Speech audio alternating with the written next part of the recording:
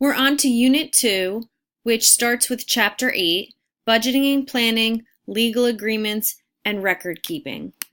This unit starts with the idea of how to begin your financial planning, and it talks about gross income versus disposable income. We've talked about gross pay in the last chapter, and that's when you've received an amount of money on your pay stub from your employer for the work that you've done, but it's not actually the amount of money that you get to take home. Gross income is the same thing. It's the amount of income that should be coming into the household before taxes, but we all know that we have to pay those taxes and other deductions are removed, and what's left is your disposable income, the money that you are going to be able to use to create a budget.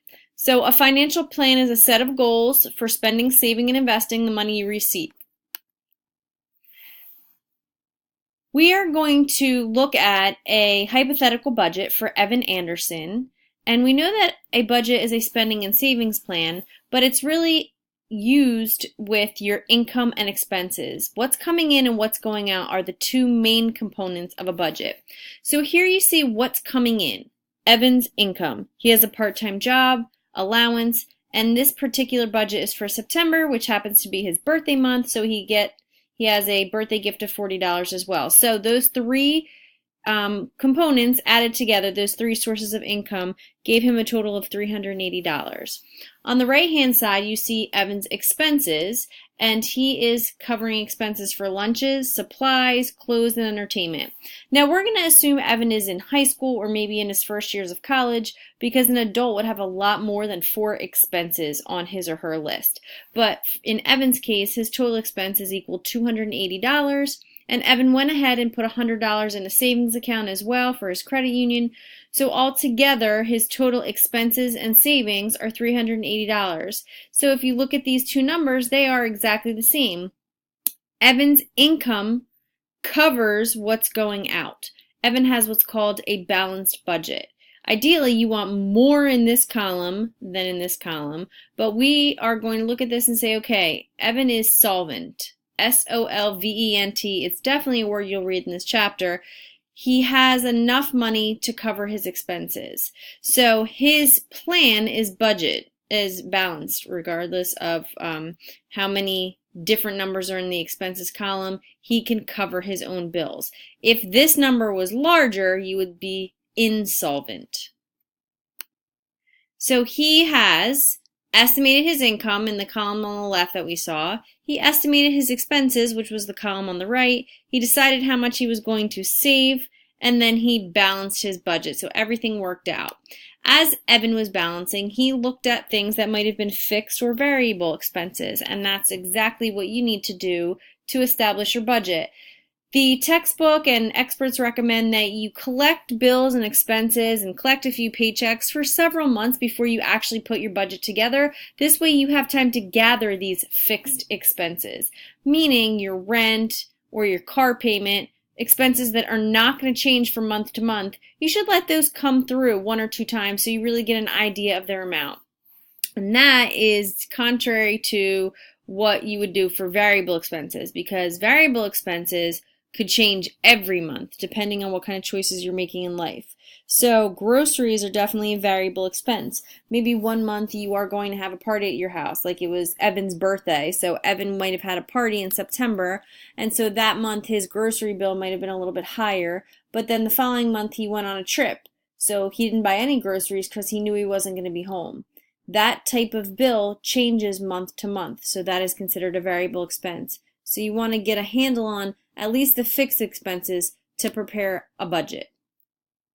A net worth statement is a way of figuring out the amount of, I would say, assets that a person has compared to their liabilities. Meaning, what does the person own versus what the person owes? And down here you're going to see that equation.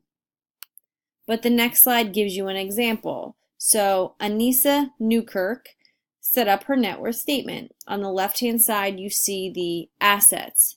You would consider your checking account, your savings account, assets. The $3,000 that she has paid into her car so far falls under assets, and personal property at $5,000. So her total net total assets is $9,300. On the right-hand side is liabilities. So although we see the $3,000 here in the car value, she still owes a little bit to the dealership or whoever provided the loan, $1,800 to be exact. And as we all have done in our lives, she took out a loan with her parents for $100. So now we see her total liabilities at $1,900. When I subtract the liabilities from the assets, I get $7,400. So her net worth is $7,400. Down here they showed us how to check yourself to make sure you have the right math. So if I add liabilities to the net worth, I should get the asset amount. So these two numbers together lead me back to what I started with, which was my assets of $9,300. So her net worth looks pretty good, $7,400. 8.2 gets us rolling on legalities. So in 8.2 we're talking about contracts, and we've all probably heard of the term contract before, and some of us might even have signed a contract. When you apply for a credit card, when you take out a loan for a house, when you sign a lease for a rental, those are all contracts that we'll come across in our lifetime.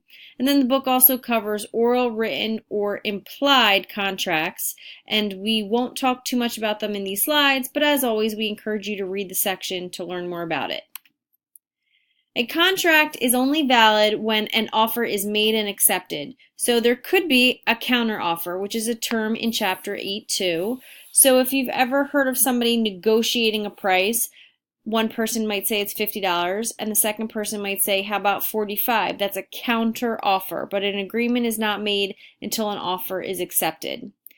There is no agreement if the person is signing the contract under duress, meaning being threatened.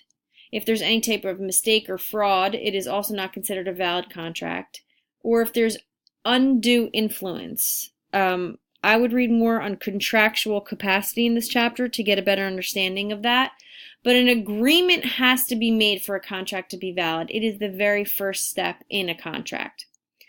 Consideration is also a term used in 8.2, and it's something of value exchanged for something else of value. So I usually use the example in class. You ask your neighbor if you could mow their lawn for $20. So if you mow their lawn and they paid you the $20, that has been a consideration. Something has been given in exchange for something of value. If one person is to receive something but gives nothing in return, that's not going to be considered a consideration. It would make a contract null. So if they paid you the $20, but then you never went through and actually mowed their lawn, that would be a problem and it would break the contract. A component also that you might see in a contract is the idea of making it official or making it legal. So you could take your paperwork to a notary, and that's a person who has been certified to notarize documents, meaning that they're stamping it saying, yes, this is legally binding. Also, there are things like checks, which is considered a negotiable instrument, and that's summing up a legality. So if you write someone a check, you are promising them a note or an amount of money in return for a service or an item, and that is an agreement, so to speak. So it's like a contract.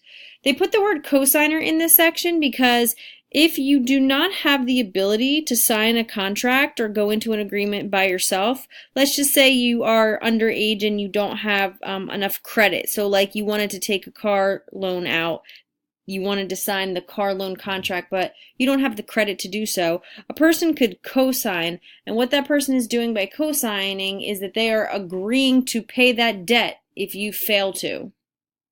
A warranty is another type of contract. It's a guarantee from a company saying that their item is going to do what it says it does. So we're all familiar with things like AppleCares as a warranty. If your Apple product doesn't work, you can take it to the Apple store, and as long as it's something that falls under the list of warranties, Apple will replace it or fix it, and that's what that's put in place for, to kind of give you a sense of security.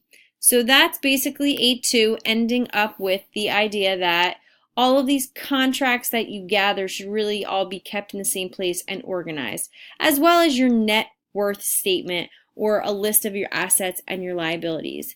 If you have time, I would recommend that you go onto any Google site to find out some net worth statements for some of your celebrity that you follow, athletes, musicians, or just famous people in general for whatever reason.